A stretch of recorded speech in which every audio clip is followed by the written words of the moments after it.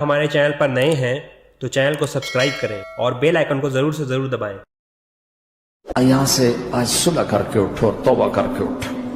اللہ سے مانگو کہ آج ہم توبہ کر کے اٹھیں، کہ توبہ ایک ایسا عمل ہے جو پچھلے سارے گناہ دھو دیتا ہے، سارے دھونے دھو دیتا ہے، سارے گناہ معاف کر دیتا ہے۔ تو میں آپ کے اور یہ جتنا بات میری آگے جا رہی میڈیا کے ذریعے جہاں جہاں جو سن رہا ہے، میں سب سے ہاتھ جوڑ کے کہتا ہوں کہ آج توبہ کر لو اپنے اللہ کی بارگاہ میں، پچھلے پر توبہ کر لو، آئندہ کے لیے صلح کر لو، انشاءاللہ مزے کی زندگی ہو جائے گی۔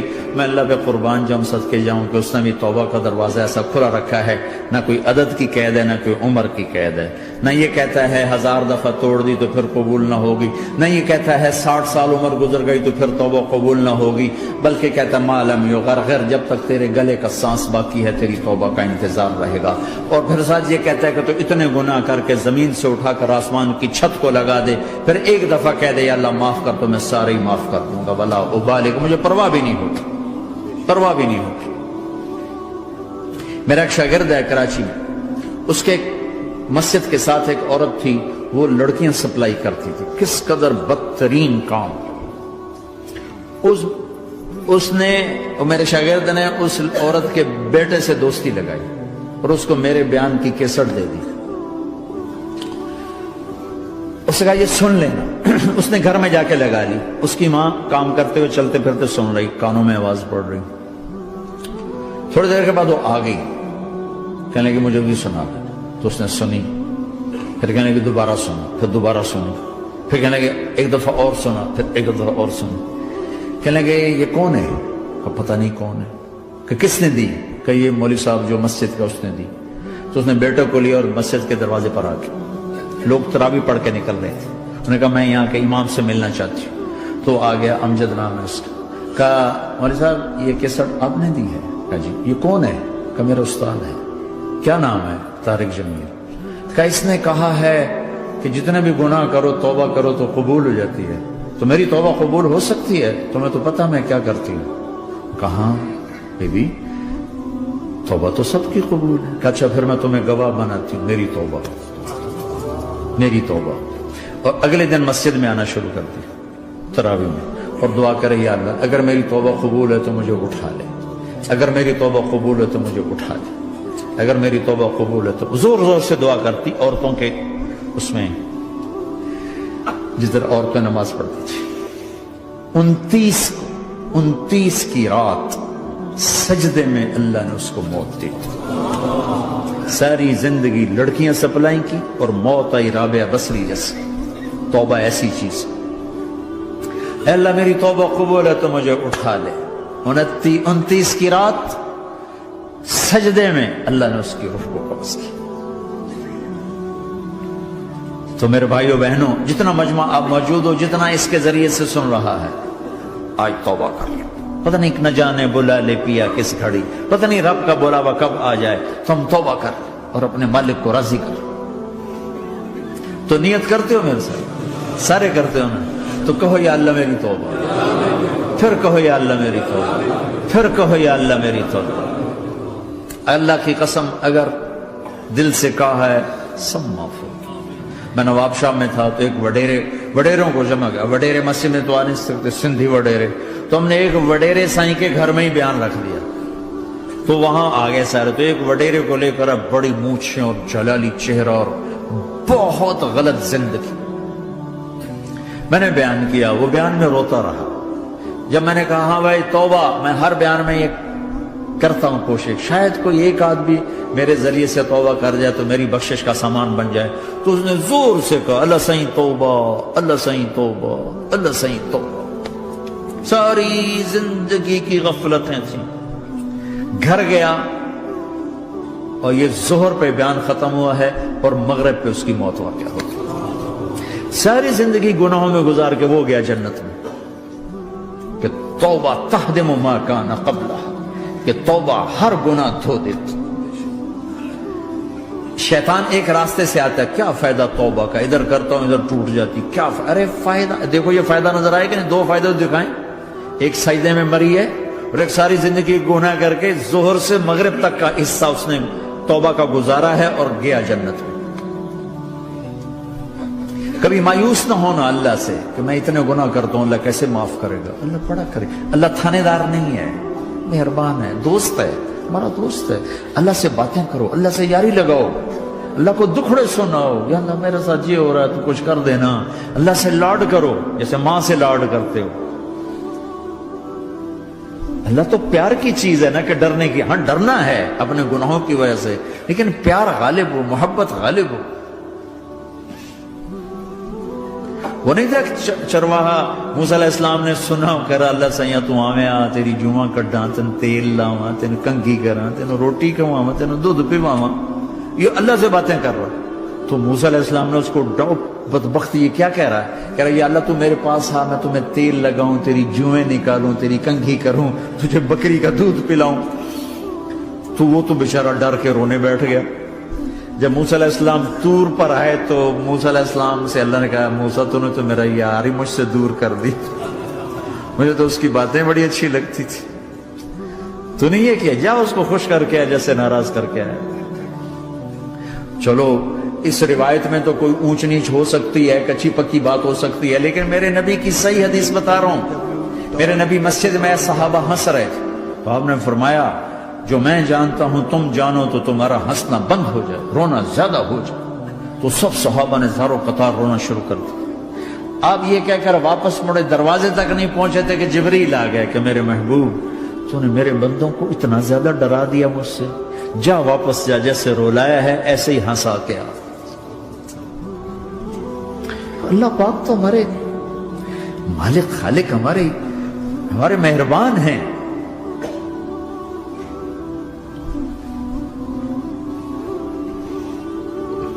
اللہ کو نہیں سنائیں گے تو کس کو سنائیں گے؟ تو جب کبھی توبہ ٹوٹ جائے اللہ کے واسطے مایوس نہ ہونا، پھر کر لینا، پھر کر لینا، پھر کر لینا. پتہ نہیں کون سی توبہ پکی ہو جائے، پتہ نہیں کون سی توبہ پکی ہو جائے. تو نیت کرتے ہو سارے بھائی؟ اب بہت بڑا مجمع آئے ہو، چھوٹا سا دو چھوٹے سے تبلیغ کے کام. ایک جمعرات کو مرکز میں جاؤ، ایک 3 دن ہر مہینے لگاؤ، ہر مہینے کسی بھی جماعت کے ساتھ چلے جاؤ تو انشاءاللہ آپ کو فائدہ ہوگا. جس جماعت میں 3 دن میں لگے اور میں نے کہا بھائی 4 مہینے لگاؤں گا، 4 مہینے اللہ نے تقدیر لکھی تھی تو میں آگے چلا گیا. رائمنڈ سے مل گئی جماعت، سارے ان پڑھ، سارے بڑی عمر، میری عمر 18 سال اور سب 40 سال سے اوپر، 60 70 اور سب ان پڑھ اور سب ڈیرہ اسماعیل خان کے دیہاتی اور اتنے غصے والے کی جماعت میں روز لڑائی ہوتی تھی. ایک آدمی چائے نہیں پیا کرتا تھا تو وہ روزانہ کہتا چائے کیوں بنائی ہے، میری چوانی واپس کرو، 4 آنے میرے واپس کرو.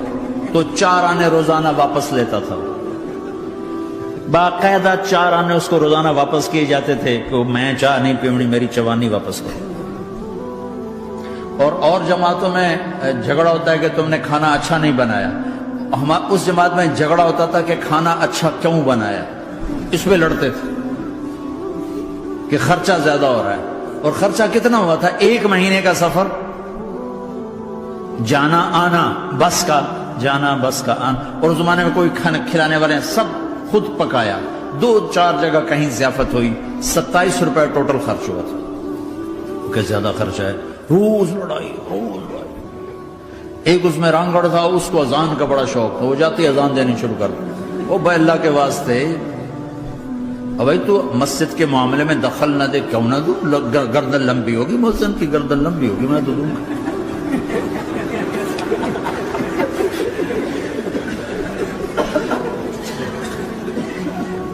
وہ امیر بھی چٹا ان پڑھ تھا، بالکل ان پڑھ، مطلب عجیب وہ نمونہ تھی جماعت. یعنی اس میں ہر ایسا ایلیمنٹ موجود تھا کہ میں بستر اٹھا کے بھاگ جاؤں. لیکن مجھے اسی سے فائدہ ہوتا کہ تبلیغ معلوماتی محنت نہیں ہے، تبلیغ صفات کو سیکھنے کی محنت. علم کو سیکھنے کے لیے مدرسے ہیں، علماء ہیں. تبلیغ تو صفات کو سیکھنے کی محنت. ایمان کسنا بناس. میں جب واپس آیا تو میں بیٹھا تھا مسجد میں، تو ایک شخص نے پوچھا آپ کہاں گئے تھے، کتنا سفر تھا؟ میں نے بتایا. میں نے کہا آپ نے کیا سیکھا؟ وہ نے مجھ سے کہا آپ نے کیا سیکھا؟ میں نے کہا میں نے اپنی مرضی کے خلاف کرنا سیکھا. کہا ماشاءاللہ ماشاءاللہ، آپ نے بہت سیکھا بہت سیکھا. وہ ساری زندگی اس سے پہلے اپنی مرضی پہ گزر، اپنی چاہتیں. اللہ نے ماں باپ سے دیا ہوا بہت کچھ، لیکن جو میری بنیاد بنی وہ سفر تھا جس میں روز لڑائی ہوتی تھی. تو کسی بھی جماعت میں چلے جاؤ، ویکنڈ میں چلے جاؤ، یہ نہ دیکھو کون ہے کون، چلے جاؤ. اس جاننے میں اللہ کی ہدایت کا نظام چھپا ہوا ہے. اور تم میں کوئی دو ایسے نہ ہو جو لڑے ہوئے، اٹھتے ہی صلح کرنا. میاں بیوی میں کھٹ بٹ ہے، اٹھتے ہی صلح کرنا. بہن بھائی لڑے ہوئے ہو، ماں باپ سے لڑے ہوئے ہو، اٹھتے ہی صلح کرنا. جو صلح کرنے میں پہل کرے گا اللہ کا محبوب بن جائے گا. شیطان پرانا کھلاڑی ہے نا کوئی، اور ہے بھی تجربہ کار، گول بھی بڑے ٹھگا ٹھگ کرتا ہے. نہیں، وہ روزانہ اپنی میٹنگ بلاتا ہے. میٹنگ، ہاں بھائی کیا کیا؟ تو کہتے ہیں جی زنا کرایا. تو ایسے بیٹھا رہتا ہے یوں سر جھکا کر. چوری کرائی، نماز نہیں پڑھنے دی، جوا کھلایا، یوں کرتا. ایک لنگڑا بھیڑتو شیطان پیچھے سے کہتا ہے جی میاں بیوی کو لڑایا. او شاباش، کام تو کر کے آیا ہے. میاں بیوی کو لڑایا، آجا آگے آجا آگے آجا آگے آجا. اس کو بلا کر گلے لگاتا ہے، پھر یہاں اپنے پاس بٹھاتا ہے. وہ بدبخت، تو یہ ہے اصل کام. شرابی کی شراب اس کی ذات تک، میاں بیوی کی لڑائی، نسلیں برباد، خاندان برباد، اولاد برباد.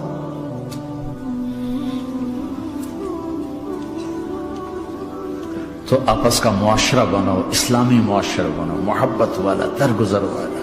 ایک دوسرے کی تعریف کرو، ایک دوسرے کو گفٹ دو، ہدیہ دو. میرے نبی نے فرمایا جب کوئی سفر سے واپس آئے تو بیوی کے لیے ضرور تحفہ لے کر آئے، اور کچھ نہ ملے تو کوئی پتھر ہی لے کر آئے. مارن واسطے نہیں، گفٹ واسطے. اور بیوی سے اللہ کے نبی نے کہا جو بیوی اپنے خامند کو ویلکم کرتی ہے دروازے پر خوشی کے ساتھ، تو اس کو اللہ کی راہ میں جہاد کرنے والے کا آدھا اجر ملتا ہے. صرف مسکرا کے دیکھ. اندر بڑھو تو منہ تے 12 بجے منتے، اپنے تو 24 بج جاندے. کبھی بیوی خامند کو تانا نہ دے، خامند بیوی کو تانا نہ دے. پیار محبت کے انداز میں بات کرو جو دلوں میں. اولاد کو بھی ایسے ڈانٹ ڈپٹ، یہاں تو ویسی ڈانٹ ڈپٹ نہیں ہے، لیکن میرے نبی کا طریقہ بھی یہ نہیں ہے. نیت کرتے ہیں انشاءاللہ. درشی پڑھو. اللہم لک الحمد کما انت اہلہ، فصلی علی محمد کما انت اہلہ.